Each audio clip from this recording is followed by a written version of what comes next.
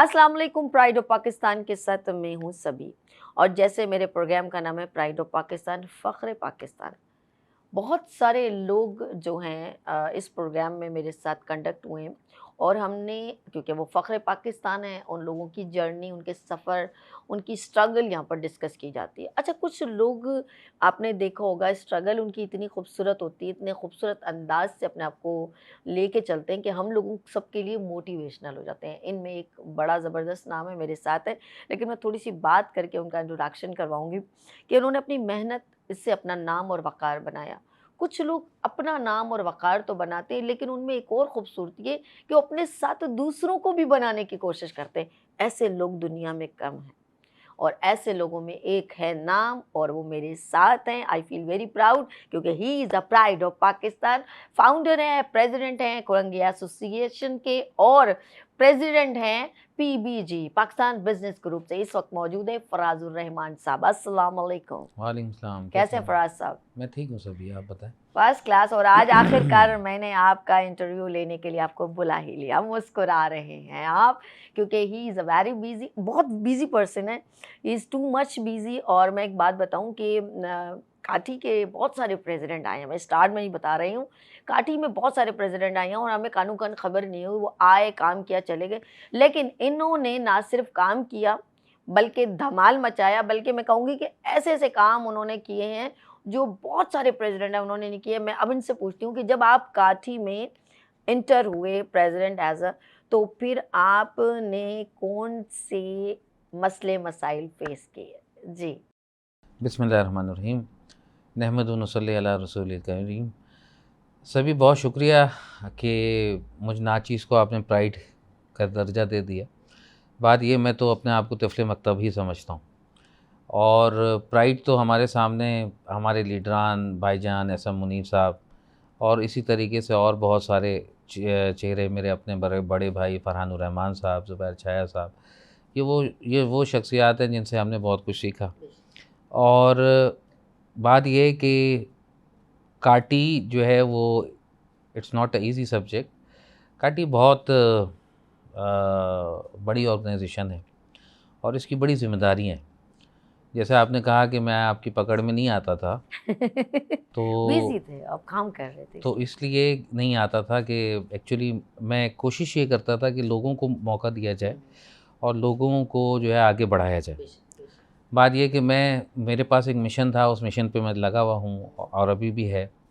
मगर ये कि आपकी बहुत शुक्रिया कि आपने मुझे एज़ अ प्राइड जो है यहाँ बुलाया। काटी की जो जर्नी है वो बड़ी लंबी जर्नी है। 22 साल हो गए मुझे कोरंगी एसोसिएशन के अंदर। 22 साल से मैं उससे एसोसिएट हूँ। कभी वाइस प्रेसिडेंट की तरह, कभी कमेटी के चेयरमैन के हवाले से, कभी सीनियर वाइस प्रेसिडेंट के हवाले से, और अब प्रेसिडेंट के हवाले से। तो हम कनेक्ट रहा। काटी के अंदर मेरी सर्विसेज हैं, मुख्तलिफ़ कमेटी के चेयरमैन की हैसियत से भी मैंने काम किया। तो काटी के अंदर जो है वो आपको परफॉर्मेंस देनी पड़ती है। आपके मेंबर्स डिमांड करते हैं आपसे परफॉर्मेंस। और बात ये है कि इस वक्त जो सूरत हाल है उसमें आपको पता है इकनॉमी की क्या हालात है। इन हालात में जो है वो पेशेंस बिल्कुल ख़त्म हो गए, और ऐसी सूरत में रोड इंफ्रास्ट्रक्चर, गैस, बिजली और डिपार्टमेंट की थ्रेटनिंग और इस किस्म के जो मसाइल आते हैं, तो उससे वो बहुत ज़्यादा हमारी तरफ देख रहे होते हैं, हमारी मेंबर्स जो है ना। यानी ये काम करने में मसले मसाइल बढ़ जाते हैं आप लोगों को। तो इसलिए हम भी कोशिश कर रहे हैं कि ऐसी इन्वायरमेंट इनको दें कि जिसके अंदर वो काम करते रहें। इंडस्ट्री के दरवाजे बंद सपोर्ट हो रहे हैं करें, तो ठीक। बंद ना हों, कोई ना कोई उनको फैसिलिटेशन देते रहें। प्लस ये चीज़ें जो है वो आपको पता है कि मेरे वालिद हाजी फजलुर रहमान साहब वो काटी के बानी सदर थे। बिल्कुल ऐसा ही है, ठीक बिल्कुल है। ऐसा। और फिर फरहानुर रहमान जो मेरे बड़े भाई थे, वो सन 2000 में चेयरमैन रहे। तो बात ये कि जब आप किसी ऐसी फैमिली को बिलोंग करते हैं, और फिर जब आप को अल्लाह ताला ओहदे से नवाजता है, तो आप पे ज़िम्मेदारियाँ बढ़ जाती हैं। ठीक है ना, लोग आपसे एक्सपेक्ट भी ज़्यादा करते हैं और मोहब्बत भी ज़्यादा करते हैं। बिल्कुल, तो कुछ ज़रूरत बात से ये ज़्यादा है। भी मोहब्बत करते हैं, ये भी जी, कहते हैं। जी, जी। तो अब वो सिलसिला जो है वो चल रहा है। तो उम्मीद है इंशाअल्लाह ताला कि जो अज़म हमने उठाया है, इंशाअल्लाह ताला तो इस साल के अंदर ज़्यादातर टारगेट्स तकरीबन अचीव हो रहे हैं अल्हम्दुलिल्लाह, और बेहतर मज़ीद हो भी जाएंगे हम और भी। करते रहेंगे। अच्छा नाज़रीन, मैं एक और बात कहूँगी, जैसे इन्होंने कहा मेरे वालिद साहब, और इसमें कोई शक नहीं है बिज़नेस कम्युनिटी से इनका बहुत ही, यानी कि ये जब छोटे से थे तब से इनके वालिद साहब, फिर उनके भाई, फिर ये खुद, और हमारे पाकिस्तान में जो पाकिस्तान की इकॉनमी खड़ी है स्टैंड ओवर, वो बिजनेसमैन कम्युनिटीज़ की वजह से खड़ी है। और 22 साल आपने का एक लॉन्ग ड्यूरेशन ऑफ फाउंडर आपके फादर, तो आपका तो ताल्लुक ही यानी कि बचपन में अपने बाबा को देख रहे हैं काम करते हुए, क्रिएशन करते हुए, आगे मेहनत करते हुए। तो मैं ज़रा पूछूंगी फराज भाई, आप भी बचपन में कैसा, आपका खूबसूरत सा बचपन कैसे गुजरा? मैं बचपन में जो है वो ज़्यादा मतलब एज़ यूजुअल जो है वो बहुत खामोश तबीयत था। स्पीच करता था, स्पीच के कंपटीशन में हिस्सा लेता था, और तकरीबन पहला या दूसरा नंबर नॉर्मली स्पीच में मेरा आता था। और मेरे वालिद को बड़ी उम्मीदें थी मुझसे, और मेरे वालिद, मैं 12 साल का था जब मेरे वालिद का इंतकाल हुआ। तो उससे पहले मैंने काफ़ी परफॉर्मेंस इस तरह की स्पीच की उनको दी हुई थी कि वो बहुत खुश थे कि जो है मतलब मैं जब स्पीच करता था और इनाम लेता था तो उनको बड़ी खुशी होती थी। तो वो बहुत कुछ देखते थे मेरे अंदर, और ज़ाहिर है बाप हैं तो एक टैलेंट उन्होंने उस वक्त फ़ील किया। तो उन्होंने मुझे कहा कि तुम्हें मैं जो है वो कराची चैम्बर का प्रेसिडेंट देखता हूँ, और उससे आगे। अल्लाह, तो यानी मतलब एक 10-12 साल के बच्चे के अंदर वो देखना, इतनी ये एक बड़ी बात पुरानी, होती है एक बहुत, बाप की, ठीक बिल्कुल। है ना। और मुझे आज भी उनके वो जुमले ताज़े हैं मेरे ज़हन में। तो बात ये है कि आप किसी भी जर्नी पे जाएं, और बचपन का जो सफ़र होता है वो बड़ा, उसके अंदर कुछ चीज़ें जो है ना वो बड़ी इम्पोर्टेंट होती हैं। तो बात ये है कि जो मेरा, मैं समझता हूँ कि जो मेरा सही ब्रॉटअप हुआ, उसके अंदर जो है वो असल चीज़ यही थी कि जी हमने अपने वालिद को देखा कि उन्होंने लोगों की खिदमत की, बिज़नेस कम्युनिटी की खिदमत की। फिर हमने अपने भाई को देखा, लोगों का काम आए, लोगों की खिदमत की। अ, और बात ये है कि आम तौर पे जो इस वक्त एक ट्रेंड बन गया है कि लोग जो है वो आगे आते हैं, मगर अपने मसाइल को हल करने के लिए।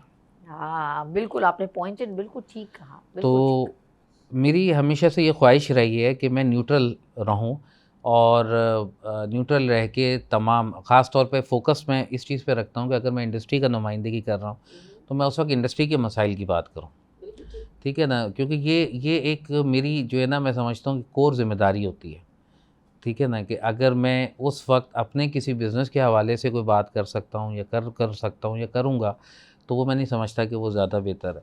तो इस तरह आपको जिस जिस इलाके की, जिस जिस जगह पे आपको नुमाइंदगी मिलती है, आप उस एरिया की आप बात करें।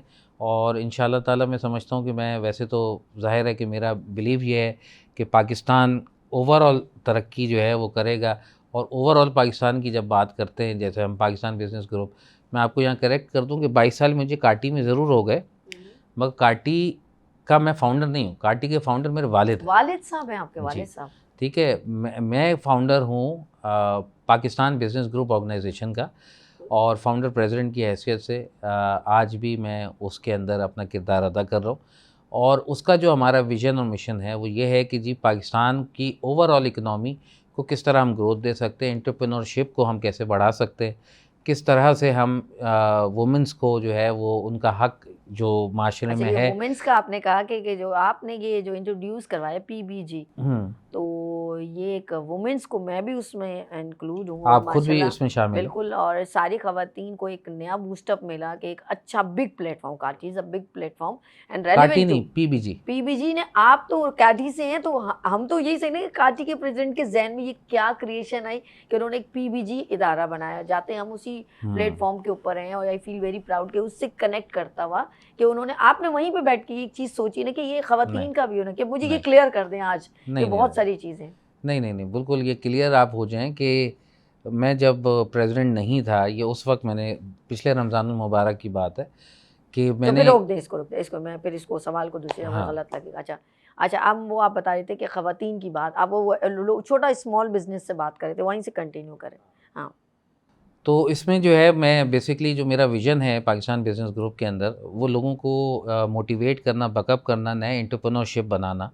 छोटे देखिए बात ये है कि हम अगर जॉब की बात करते हैं तो 1 लाख जॉब की बात करेंगे, अगर 1 लाख हम एंटरप्रेन्योर बनाने की बात करते हैं तो हम जो है वो एक एंटरप्रेन्योर 4 आदमियों को अगर हायर करता है मिनिमम, तो हम जो है वो ऑटोमेटिकली मल्टीप्लाई बाय 4 हो जाता है। बिल्कुल ऐसा ही होता है। तो इसी तरीके से हमने लोगों के अंदर, हम आईटी सेक्टर से भी मदद ले रहे हैं, हम मुख्तलिफ सेक्टर्स के अंदर प्री फिजिबिलिटीज़ के ऊपर काम कर रहे हैं। तो हमारा मकसद ये है कि हम एंटरप्रेन्योरशिप को किस तरह से इंक्रीज़ करें। फिर वुमेन एंटरप्रेन्योर पे काम हो रहा है, वुमेन एम्पावरमेंट पे काम हो रहा है। एम्पावरमेंट डज़न्ट मीन कि वो वुमेन्स अपनी जो है वो जो इस्लामी किरदार है उसको मिना करके जी हम उनको सपोर्ट कर रहे हैं, ऐसा नहीं है। हम हर किसी को उनके प्रॉपर हक और उनकी जायज़ हक की तरफ लेके जाते हैं और उस पे काम हो रहा है। उसके अलावा हम मेंटोरशिप पे काम कर रहे हैं कि ज़ाहिर है कि ख़वातीन के मुख्तलिफ़ मसाइल होते हैं जिसके अंदर उनको मेंटोर्स की ज़रूरत पड़ती है, जो उनको सपोर्ट कर सके, उन्हें गाइड कर सके। इवन कि एक बैंक अकाउंट खुलवाने के लिए भी उनके पास वो, क्योंकि वो पीछे से वो उनकी तवज्जो नहीं है। यानी कि यूँ कह सकते हैं आप एज़ अ गाइडलाइनर भी कह सकते हैं, सपोर्टिंग ऑफ कोर्स उनको गाइड करें। और जैसे आपने अभी क्योंकि काठी की तरफ से मैं अगर आपको रिप्रेजेंट करती हूँ, लेकिन आप जब इस सीट पर नहीं थे तब भी आपने एक और पहले से एक इदारा जो आपने कहा, और इसके अलावा भी आपकी बहुत सारी एक्टिविटीज़ थी जो लोगों को सपोर्ट करने में, जैसे छोटे स्मॉल बिजनेस, यूथ के प्रोग्राम्स, आईटी की बात है, वुमेंस के हैं, जैसे आपने पीबीजी बनाया तो वो पहले से था।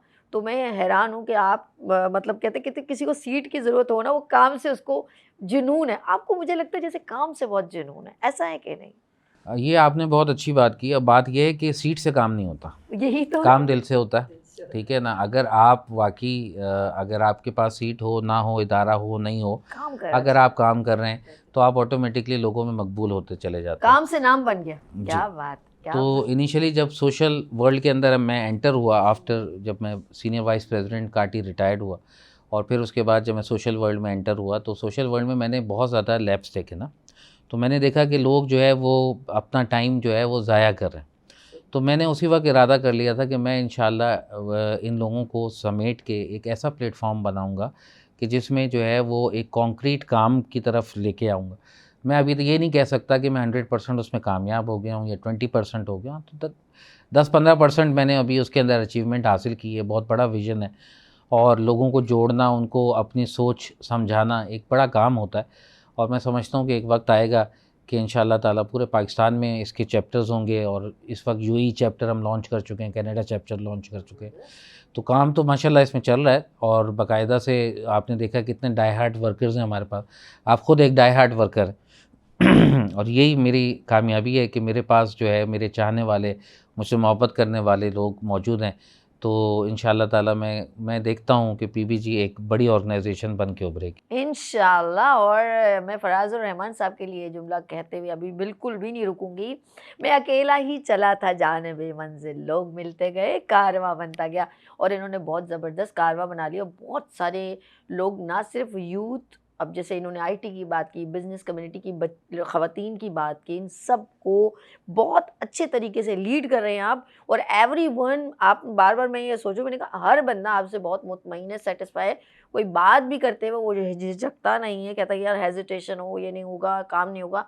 और मैं इसकी खुद एक मिसाल हूँ। दैन मैं कभी भी इनको कॉल करती हूँ, नो वे कि ये मुझे डिनाई कर दें और कहें कि मैं नहीं कर सकता। अगर खुद नहीं करते हैं तो रेकमेंड टू एंड सभी इसको कांटेक्ट कर लो, ऐसा है कि नहीं है।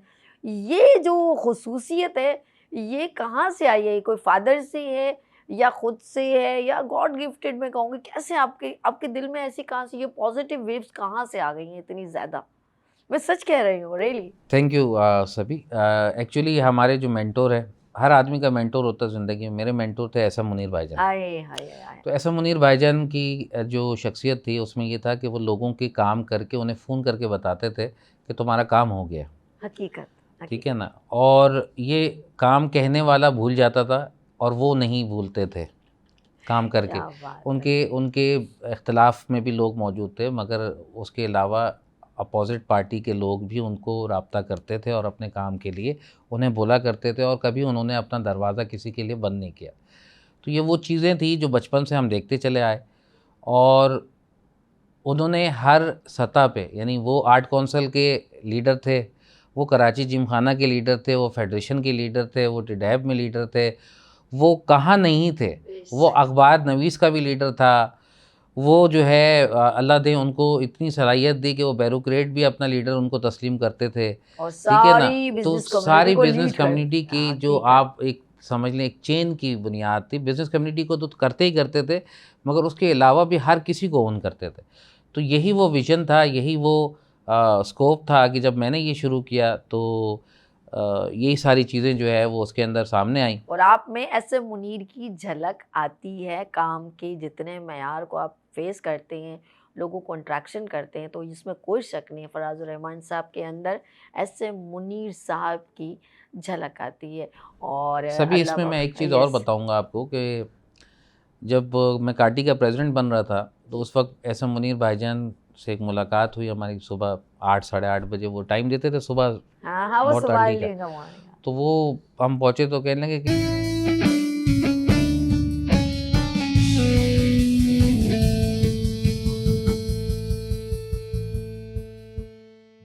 Welcome again, pride of Pakistan के साथ मैं हूँ मेज़बान आपकी सभी, और मेरे साथ मेरे मेहमान हैं फराजुर रहमान साहब। Welcome again. और अब ये सुनूंगी, ये आपने इतने दबंग किस्म के कारनामे किए हैं, तो थोड़ा हमें भी तो बता दें ताकि हमारे नाज़रीन देख लें कि ये जो inspiration person pride of Pakistan बैठे हैं उनके कारनामे क्या हैं। जी। बस कारनामे कुछ भी नहीं है। ये आप देखें वीडियो के अंदर नज़र आएगा आपको जो हमारे मसाइल हैं बेसिक, उसको किस तरीके से हम हल कर रहे हैं। उस जगह पर पहुंच के मैं देख रही थी, आप कुछ क्लिप्स मेरे पास आए थे, आप रोड बनवा रहे हैं, ये सारे काम करें, इनके तमाम जो मैं इसमें यूं करूंगी, आप इसको फिर ऐड कर लीजिएगा कि बिजनेस कम्युनिटी जितनी भी है वो पाकिस्तान के लिए बेहतर करे। उनके साथ जुड़े हुए बहुत सारे लोग, एक किसी की फैक्ट्री है तो उसके साथ 600 मजदूर काम करें, तो हम उनके लिए भी बेहतर सोचते हैं। तो वो रोड उनको ख़राब है, वो सही करवा रहे हैं। ये सारे काम मैंने आपको करते हुए देखा है। क्या आपका ये डोमेन बनता है, या ये मोहब्बत है, या कहते नहीं नहीं मैं इसमें डोमेन में आ सकता हूँ, क्या है देखिए ये? सभी हमारी यहाँ मसला ये है कि हम लोग सबसे पहले ना इल्ज़ामात की जी, सियासत करते हैं। ठीक है। हम कहते हैं जब कभी हम अपना फेलियर छुपाना होता है तो हम दूसरे का फेलियर ज़ाहिर कर देते हैं, ठीक है। ठीक है ना। हमने कभी कोशिश नहीं की कि हमारे वसाइल को यूज़ करते हुए हम क्या कर सकते हैं। ओके। तो ये बेसिकली आपके पास ये वीडियो क्लिप्स भी हैं और आप इसको ज़रूर चलाइएगा अपने मेंबर्स के लिए, अपने व्यूअर्स के लिए। तो उसमें आप ये देखेंगे कि हम बेसिकली जो भी बंदा हमारे साथ लीनियंट होता है इदारे से, जो भी हमारे पास आता है, उनके कोई वसाइल की कमी है, लेट्स सपोज़ उनके पास व्हीकल नहीं चल पा रही है उनकी, तो हम उनके व्हीकल्स को जो है वो ऑपरेटिव करवा देते हैं।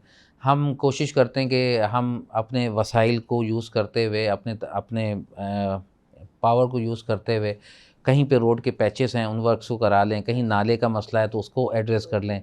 देखें बात ये है कि इतना अगर हम एड्रेस ना करें उस चीज़ को, मैंने अभी आते ही हमने विंचिंग मशीन ली। वाटर बोर्ड के एमडी सलाउद्दीन साहब का बहुत मशकूर हूँ कि उन्होंने आते ही हमें जो है 2 सक्शन की गाड़ियाँ दी, ठीक है। उसके ज़रिए से हमने तकरीबन 80-90% मसाइल जो है वो कोरंगी इंडस्ट्रियल एरिया की जो सेवरेज के थे उसको अल्हम्दुलिल्लाह हमने एड्रेस किया। और अब रोज़ो शब हम जो है वो अपने फ़ंड्स जनरेट कर रहे होते हैं ताकि हम मसाइल को किसी न किसी तरीके से एड्रेस करें। इस वक्त मेरा कोई मेंबर, पहले दिन जिस दिन मैं आया था, मैंने अपने 1000 मेंबर को लेटर लिखा था कि I am available wherever you need me, ठीक है क्या ना। और बात है। नीचे मैंने अपना डायरेक्ट मोबाइल नंबर भेजा था। अच्छा, ओके। तो अगर मैं मेंबर की फैसिलिटेशन में उनके काम ना आ सकूं तो मैं समझता हूं कि जी मेरा इस सीट पे बैठना बेकार है। तो ये जो आप देखते हैं कि मैं रोडों पे चला जाता हूँ, वहाँ जाके जो नाले साफ़ हो रहे हैं उसको देख रहा हूँ, जो चीज़ें हैं कि भाई यहाँ ब्लॉकेज आ गई है, उसको फ़ोन किया एडमिनिस्ट्रेटर को, यार यहाँ की ब्लॉकेज हटाओ, इसके ये करो। तो ये सब ज़रूरत है। बात ये है कि इस वक्त किसी ना किसी को तो ओनरशिप लेनी है। बिल्कुल बिल्कुल। अगर लेट सपोज़ कोई हमारी गवर्नमेंट के अंदर वसाइल नहीं है और ताकत नहीं है कि वो मसाइल को हल कर सके, तो हम तो पाकिस्तानी हैं ना, हम कराचीआइट्स हैं और हम ख़ास तौर पे कोरंगीआइट्स भी हैं। तो हमारा मसला जो है वो ये है कि हमने अपनी ताकत पूरी लगानी है। मैंने इस हद तक भी किया है कि जी अपनी मदद आपके तहत बाकायदा हमने विंचिंग मशीन परचेज़ कर ली है। हमने अपनी मदद आपके तहत ट्राईसाइकिल ले लिया ताकि वो उसको जो जहाँ-जहाँ कचरा है, दूसरे मसाइल हैं, उसको एड्रेस किया जा सके। तो ये छोटे-छोटे मसाइल हल हो जाते हैं तो हमारे मेंबर्स खुश हो जाते हैं। हालाँकि ये हमारी कोर ज़िम्मेदारी में नहीं है। हमारा कोर ज़िम्मेदारी में सिर्फ़ ये है कि हम डिपार्टमेंट से स्ट्रॉन्ग फ़ॉलो अप करें और डिपार्टमेंट से काम कराएँ। आपका ये नहीं कि जो मैं अभी आपको देखा आपने काम करते हुए, इसी तरह अगर हम अपने पाकिस्तान की जो भी इस वक्त मईशत का हाल है, इकोनॉमिक का हाल है, तो क्या समझते हैं कि अब दोबारा स्टैंड ओवर हो सकते हैं? तो कितना ड्यूरेशन हमें लगेगा बैक होने में? देखिए, इकनॉमी के ऊपर आपने बात की, ये बड़ा दुखता सब्जेक्ट है।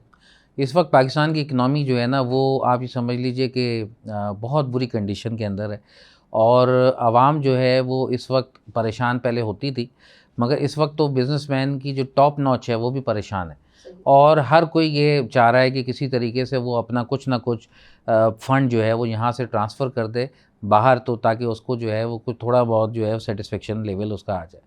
अब बात ये कि हमारे वालिदैन ने तो तरबियत दी कि भाई यहीं जीना यहीं मरना है, तो बात ये कि हमारा स्टेक यहीं पे, तो हम प्राइम मिनिस्टर साहब से, इसहाक डार साहब से अक्सर बेशतर मेरे बयानात में और लेटर कम्युनिकेशन में उनको मैं यही बताता हूँ कि देखिए, बिजनेसमैन कम्युनिटी के सिर्फ मैं आपको दूंगा वॉलंटियर्स, 24 वॉलंटियर दे दूंगा, 25 वॉलंटियर दे दूंगा। आपके पाकिस्तान के जो चार्टर्ड ऑफ इकनॉमी के हवाले से जो एक आवाज़ मैंने सबसे पहले लगाई थी कि जी चार्टर्ड ऑफ इकनॉमी पे काम करने की ज़रूरत है, बाद में वही नारा जो है वो दूसरी ऑर्गेनाइजेशंस ने भी लगाया, चैम्बर्स ने भी, फेडरेशन ने भी लगाया, और फिर उसके बाद ये हमारे शहबाज शरीफ साहब ने भी इस बात का नारा लगाया।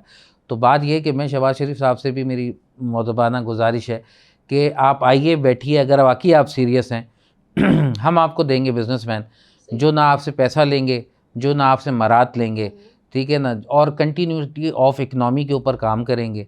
मैं नहीं समझता कि इसी सियासी इकनॉमिस्ट जो कि सो कॉल्ड आप बार बार उन्हीं को रिपीट करते रहते हैं, कभी वो इस पार्टी में ज्वाइन होकर फिर आपके इकनॉमिस्ट बन जाते हैं, कभी इस पार्टी के ज्वाइन होकर आपके इकनॉमिस्ट बन जाते हैं। बिल्कुल सही तो बात ये है कि जब अभी तक वो इन 20-25 सालों में कोई खैर के मामलात नहीं कर सके, तो आगे भी उनसे कोई खैर तवक्का नहीं है। तो अगर इस बजट से पहले अगर इस काम को सीरियसली कर लिया जाए, और बात यह कि इक्वल अपॉर्चुनिटी फॉर ऑल पे काम किया जाए, चाहे वो देखें आपका लेट सपोज़ मैं आपको एक मिसाल देता हूँ कि हमारा एग्रीकल्चर सेक्टर है। आप एग्रीकल्चर सेक्टर को, ये मुल्क एग्री बेस्ड था, एग्री एक्सपोर्ट होती थी, ठीक है ना, एक्सपोर्ट से आपको रेवेन्यू आता था, आपने एग्री में बेनिफिट दिए हुए थे, ठीक है। अच्छा, वसाइल ये थे कि उस ज़माने में 30 साल ज़मीन भी एग्रीकल्चर के लिए, पोल्ट्री के लिए और ये तमाम चीज़ें हुकूमत सही तरह से काम भी कर रही थी और सही तरह से उससे रिज़ल्ट भी मिल रहे थे। तो सबसे पहले तो वो 30 साल सिस्टम ख़त्म हो गया, ज़मीन बेआबाद हो गई, हाउसिंग सोसाइटीज़ जो है वो बनती चली जा रही हैं, मगर आप जो है वो एग्री के लिए जब ज़मीनें नहीं दे रहे, जो छोटा जो आपके जो मसाइल का हल है, जो आपके फूड की किल्लत है, जो आपकी गंदम की किल्लत है, वो मसाइल तो हल होने ज़मीन की आबादकारी से, तो आपने उसको एड्रेस नहीं किया। मैं आपको छोटा पॉइंट दे रहा हूँ ना। फिर आप एग्रीकल्चर के अंदर अगर आपने टैक्स बेनिफिट दिया हुआ है, तो एग्रीकल्चर में आप एक चीज़ तो कर सकते हैं, प्राइस बेरर, कि जी आपने जो टमाटर है वो सारे साल इतने का रखना है, अब आप कितना भी उगाओ, कैसे भी उगाओ, कैसे भी बनाओ, ठीक है ना। बात ये है कि आपने उनको प्राइस के हवाले से भी ओपन छोड़ा हुआ है, आपने टैक्स बेनिफिट भी दिया हुआ है, तो डेफिनेटली वो उगाए या ना उगाए उससे कोई फ़र्क ही नहीं पड़ता, ठीक है। वो टमाटर उसी वक्त उगाएगा जब उसे रेट मिलेगा, जब 2 रुपये किलो होगा वो नहीं उगाएगा, वो टमाटर छोड़ देगा जब तक कि वो 60 रुपये किलो ना पहुंच जाए।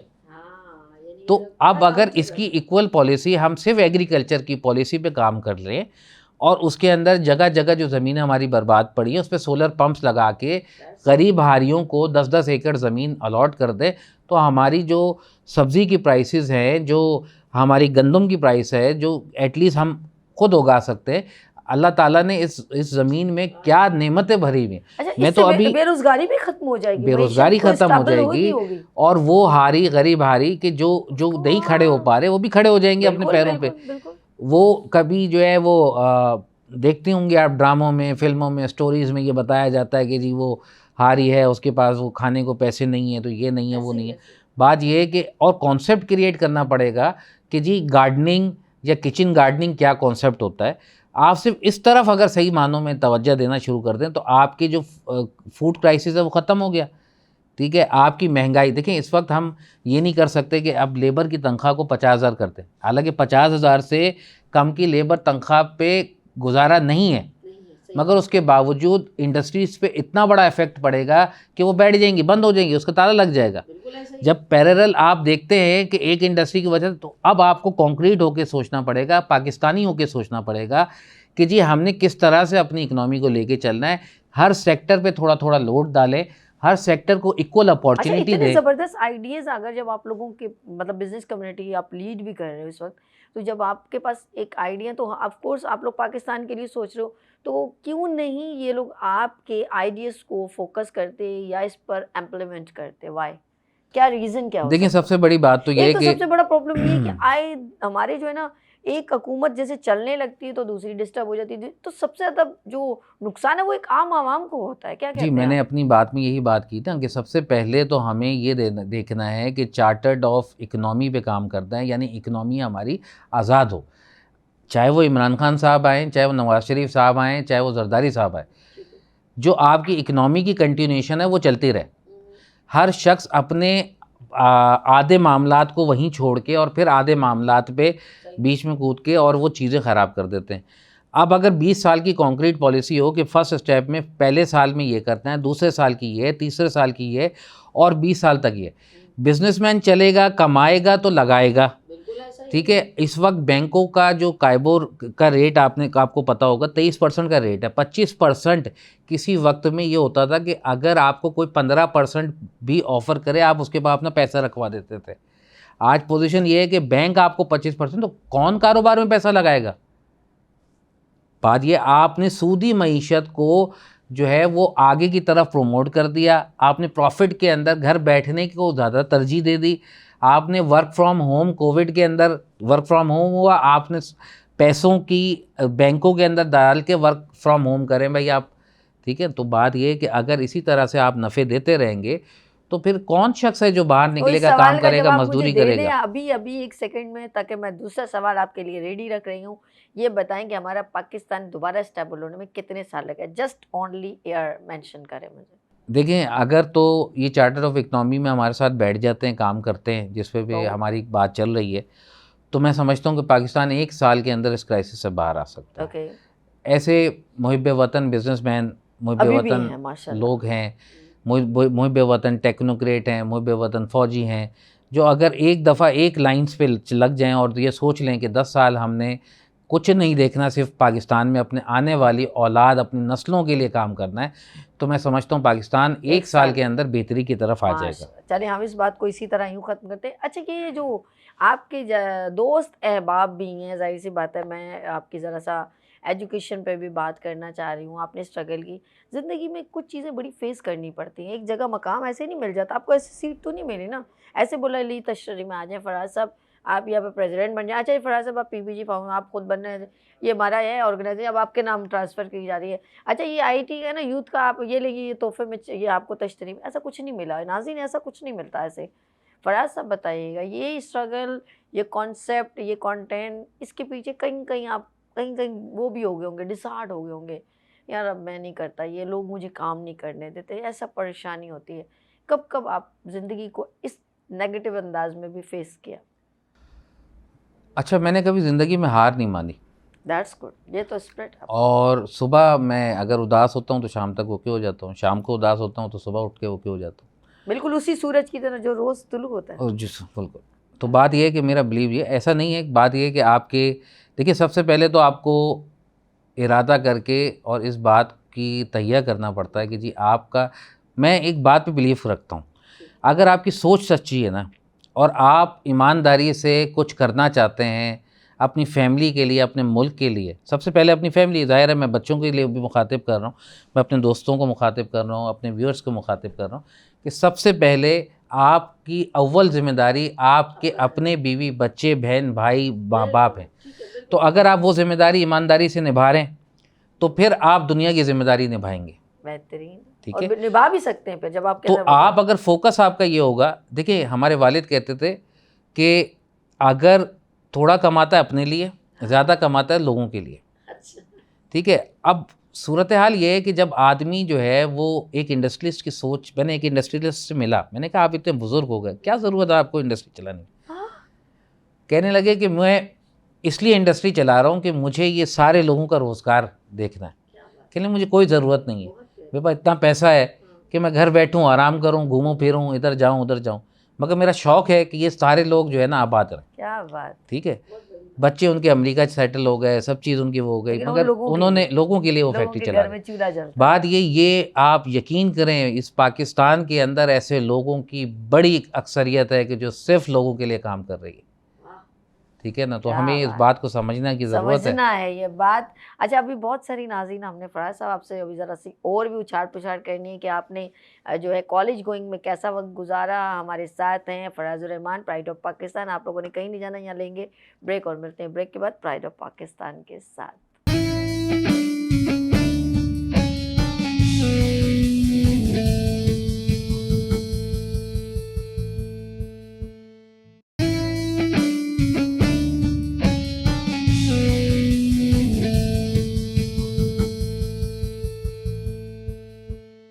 Welcome again pride of Pakistan के साथ मैं हूँ सभी। मेरे साथ मेरे फ़ख्रे पाकिस्तान, पाकिस्तान की आन बान शान बिज़नेस ग्रुप को इस वक्त रिप्रेजेंट करते हुए और मौजूद हैं Farazur Rahman. Welcome again sir.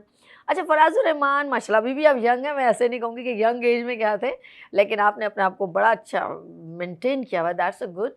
College going, university going, क्या थे फराज साहब? हंस रहे हैं, अरे ये क्या बात हुई, आप हंस क्यों रहे हैं? जैसे सब होते हैं वैसे मैं भी था।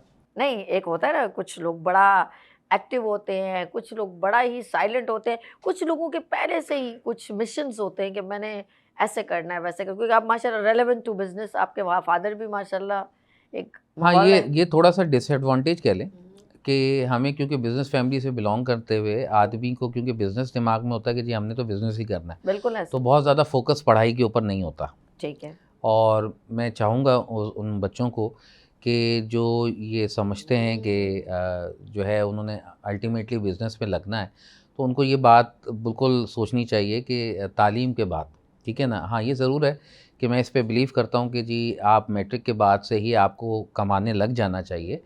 और मैं भी ख़ुद भी मैट्रिक के बाद से अपनी एक्टिविटीज़ स्टार्ट कर दी थी मैंने, बिज़नेस एक्टिविटीज़, तो मेरे पास ज़ाहिर है तजुर्बात आपको मिलते रहते हैं।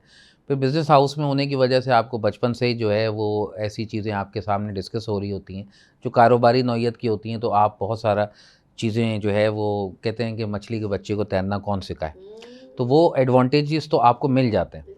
मगर बात ये कि इसकी वजह से आप अपना जो स्टडीज़ है ना उसके ऊपर फोकस नहीं रहते, ठीक है ना, तो ये दोनों चीज़ें जो है साथ लेके चलना बहुत इम्पोर्टेंट है।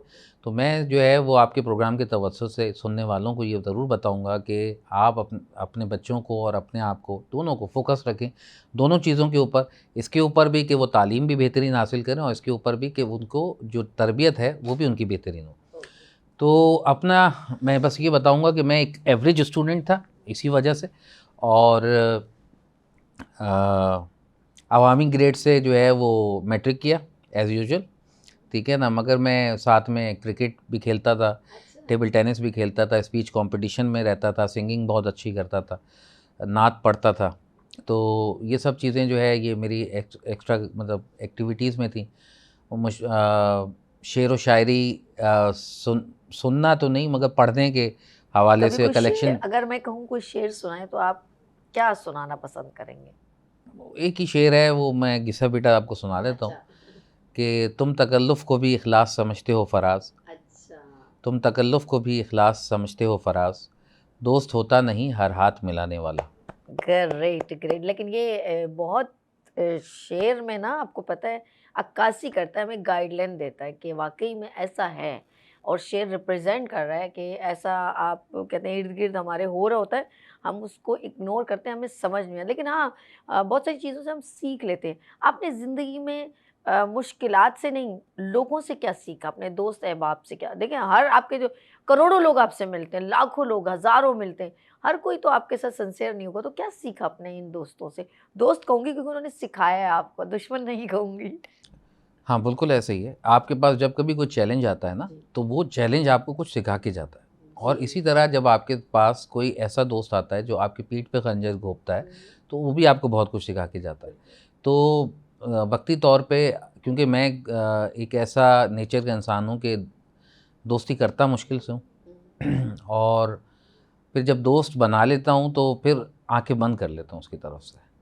तो यहाँ पे आके मुझे थोड़ी सी डिसएडवांटेज होती है, तो उसकी वजह से मैं समझता हूँ कि थोड़ी प्रॉब्लम होती है। मगर मैं बिलीव करता हूँ कि देखें, बात ये है कि अगर आपकी नीयत साफ़ है और आप लोगों के लिए अच्छा सोच रहे हैं, तो चाहे कोई भी प्लानिंग प्लॉटिंग कुछ भी हो, आप अल्टीमेटली अपना गोल अचीव कर लेंगे, बल्कि उसमें अल्लाह ताला की मदद शामिल हो जाएगी। ठीक है ना? अच्छा, दूसरा अहम चीज़ ये है कि आपने मुझसे यूनिवर्सिटी का नहीं पूछा। हाँ, यूनिवर्सिटी का अच्छा रह गया, बिल्कुल बताइए। हाँ, तो बात ये है कि यूनिवर्सिटी में भी मैं अल्हम्दुलिल्लाह, क्योंकि मैंने जो है वो प्रेस्टन यूनिवर्सिटी से अपना एमबीए कंप्लीट किया, तो मैं वहाँ पे भी अल्हम्दुलिल्लाह अपने तमाम उस्तादों की बहुत ज़्यादा रिस्पेक्ट भी करता था, और तमाम उस्ताद मेरे बहुत मद्दाह थे। और फिर जब मैंने अपनी एक्टिविटीज़ स्टार्ट की, तो उन्होंने मुझे बहुत ज़्यादा जो है वो सराहा, और आज भी जब मेरे राब्ते में हैं, मेरे सारे कोलीग्स मेरे राब्ते में, मेरे कॉलेज के फ्रेंड्स भी मेरे राब्ते में, तो अल्हम्दुलिल्लाह मेरे पाकिस्तान बिज़नेस ग्रुप के अंदर भी वो तमाम मेंबर्स हैं, यानी उनमें से अक्सरियत उसके अंदर मेंबर्स हैं, और मेरे उस्ताद भी अब मेंबर हैं उसके अंदर। तो ये एक बड़ा आपके लिए वो सरप्लस होता है कि जी आप जब कोई यानी कि यू आर लकी कि आपके वो लोग जो आपके एक वक्त में आपके साथ ज्वाइन थे वो अब भी आपके साथ ज्वाइन है। अच्छा, मैं एक और सवाल करना चाहूँगी कि पाकिस्तान, बीइंग अ पाकिस्तानी, क्योंकि you are pride of Pakistan, मैं अपने पाकिस्तान का नाम हमेशा वकार बुलंद देखती हूँ। एंड अब 20 साल पुराना कुछ और है, उस वक्त जनरेशन कुछ और थी, इतना टेक्नोलॉजी नहीं थी, व्हाट्सअप ये वो। अब आप पाकिस्तान की यूथ को किस जगह देखते हैं और कहाँ लैग देखते हैं कि अगर ये चीज़ करते रहे तो नुकसान में जाएंगे, लेकिन अगर इस चीज़ का पॉजिटिव इस्तेमाल करेंगे तो आगे जाएंगे? रिस्पेक्ट में देख लें, टेक्नोलॉजी में देख लें, बच्चा वेस्ट ऑफ टाइम तो नहीं कर रहा, तो हमें कहाँ पर हम अपने पाकिस्तान को, अपने यूथ को लेके साथ चल सकते हैं? देखिए, बात ये है कि हर चीज़ में बैलेंस करना बहुत इम्पोर्टेंट है। ठीक है। इस वक्त बच्चा जो है ना, वो बहुत ज़्यादा, आपने देखा है कि मोबाइल और जी। कंप्यूटर के अंदर बहुत ज़्यादा घुसा हुआ है जिसके अंदर वो अपनी एक्स्ट्रा करिकुलर एक्टिविटीज़ के अंदर वो नहीं आ रहा है, जो कि मैं समझता हूँ कि आगे आने वाले 5 साल में हमें इसके बड़े ख़तरनाक जी, जो है वो निशानदेही कर रहे हैं आप, ठीक इसका है ना? तो मतलब। उसमें जो है मैं सच चाहता हूँ कि हमारे ग्राउंड्स भी इक्वल आबाद हों, और साथ में हमारे जो है वो कंप्यूटर्स, लैपटॉप्स और मोबाइल फ़ोन के अंदर पॉजिटिव चीज़ों के ऊपर फोकस करें। और इसमें बहुत ज़्यादा अपॉर्चुनिटीज़ बढ़ती चली जा रही हैं।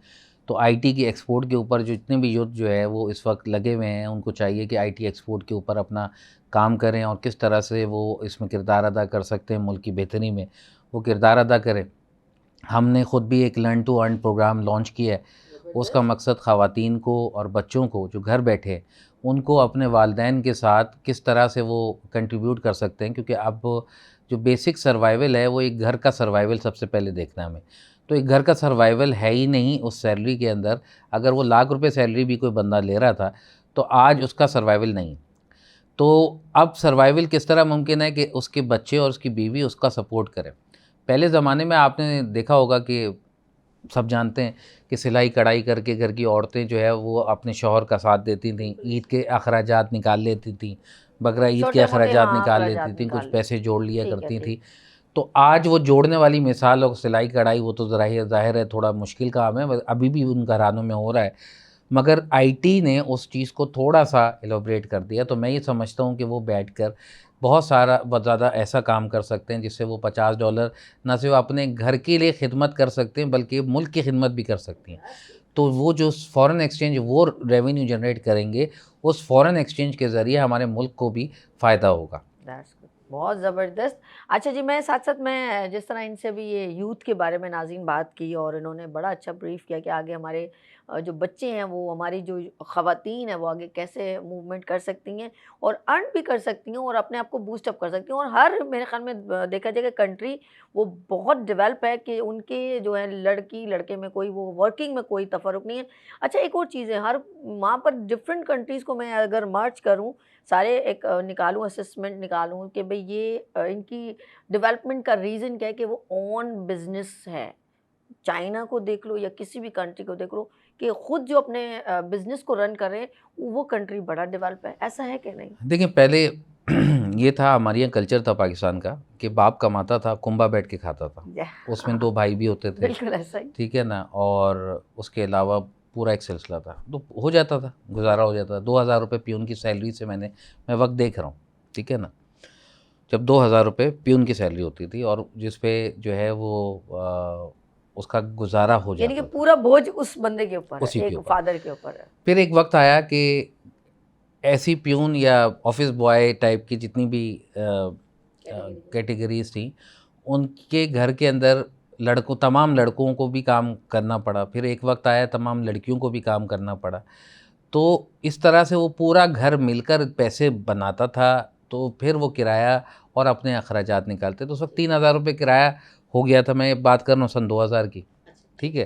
कि 3000 रुपये 3500 रुपये के अंदर बिजली पानी गैस के साथ उनको रिहाइश मिल जाती थी। कराची एक गरीब परवर शहर है, तो हम कराची की एक मिसाल ले लेते हैं, ठीक है ना। तो अब सूरत हाल ये है कि जी वो सब भी कमा रहे हैं तो भी गुजारा नहीं हो रहा, ठीक है। सही कह रहे हैं। और आज पहले ये था एरिया कि जी ये एरिया बढ़ते बढ़ते बढ़ते, और अमेरिका में देखें, यूएस में देखें, ब्रिटिश में देखें, हर इंसान अपनी खुद ही अर्निंग कर रहा होता है। 16 साल के बाद वो इंडिपेंडेंट हो जाता है। हमारे यहाँ आज तक ये कल्चर है कि जी हम अपने पैरों के नीचे अपने बच्चों को छुपा के रखते हैं, ठीक है। हमें उनकी बेहतरीन तरबियत 16 साल की उम्र तक करनी है और उसके बाद उनको मौका देना है कि जी वो आगे बढ़ें, ठीक है ना। मैट्रिक के बाद से ही उनको ये चीज़ बतानी है कि किस तरह। आपने देखा जितने भी सेल्फ मेड लोग हैं वो आप ट्यूशन पढ़ा के बने, स्ट्रीट लाइट्स पे बने, बिल्कुल सही कह रहे हैं, ठीक है। हाँ हाँ, जिस वाकई में और बिल्कुल सही। आज वो किसी भी मुकाम पे हैं तो उन्हें एक फ़ख्र महसूस होता है। बहुत प्यारी ठीक बात है, है, ऐसा ही है। हम अपने बच्चों के अंदर इस फ़ख्र को पैदा करें। हम कॉन्फिडेंस भी उनको पैदा करें। तालीम देखें, तालीम हो गया, मेडिकल हो गया, ये 2 चीज़ें ऐसी हैं कि जिसको जो है मैं समझता हूँ इस मुल्क में बहुत बजट होने के बावजूद भी उसकी रसाई सही नहीं है, उसके ऊपर हमारी तवज्जो सही नहीं है। मुखय्यर हज़रात बेइंतहा पैसा लगा रहे, मगर किस तरह से लगाना है वो सही डोमेन में नहीं लग रहा है। वो सही डोमेन में नहीं लग रहा। बात यह है कि तालीम पे बड़ा फोकस है। मैं ग्रीन क्रिसेंट ट्रस्ट और इस तरह की जो मुख्तलिफ इदारे हैं जो कि इस पे काम कर रहे हैं, मैं इन सब को, हानी वेलफेयर ट्रस्ट है जो मेरे अपने ससुर साहब चला रहे, तो मैं उन सब को सलाम पेश करता हूँ कि जिन्होंने जो तालीम पे काम कर रहे हैं। क्योंकि आप जब तालीम पे कहते हैं ना कि एक औरत जो है वो अगर पढ़ी लिखी होती है तो पूरा माशरा जो है उसको संवारती है। बिल्कुल बिल्कुल। और एक मर्द पढ़ता है तो वो सिर्फ अपनी ज़िंदगी संवारता है, ठीक है ना। तो कहने का मकसद ये बात बिल्कुल सही है, हमें इक्वल अपॉर्चुनिटी अपने बच्चों को भी देनी है, ख़वातीन बच्चे बड़े सबको अपॉर्चुनिटी देनी है। दूसरा, ज़िंदगी में कभी सेल्फ़ लर्निंग ख़त्म नहीं करनी। अब तो सेल्फ लर्निंग बहुत आसान हो गई ना, पहले तो आपको किताबें लानी पड़ती थी, बुक्स शेल्फ में लगानी पड़ती थी, जाना पड़ता था। ये भी बड़ा, अब ये भी शॉर्ट हो गया कि ऑनलाइन बिजनेस चल रहा है, ऑनलाइन बिजनेस भी चल रहा है, जाने की जरूरत ठीक है ना। तो अब इन चीज़ों के पॉजिटिव चीज़ों को आप लें और नेगेटिव से बचें। हर दौर के अंदर किसी चीज़ के पॉजिटिव और नेगेटिव होते हैं। हमें इस मोबाइल फ़ोन का नेगेटिव इस्तेमाल से बचना है और पॉजिटिव इस्तेमाल करना। यानी कि आप ये कहना चाहते हैं कि खिलाओ सोने का निवाला और बच्चों पे रखो शेर की निगाह, एक ये बड़ा अच्छा है। और दूसरा, मोबाइल का पॉजिटिव इस्तेमाल, ये आपका मोटिवेशनल देखा जाए तो मैसेज है। और देखा जाए तो हमारी ख़वातीन जो गांव देहात की जो हम लोग, उनकी वजह से ही तो मैं कहती हूँ ज़राअत और मईशत की वजह से ही चलता है सब कुछ। तो वो तमाम वो ख़वातीन हैं वो शुरू से ही अपने जो खेतों में काम करते हैं।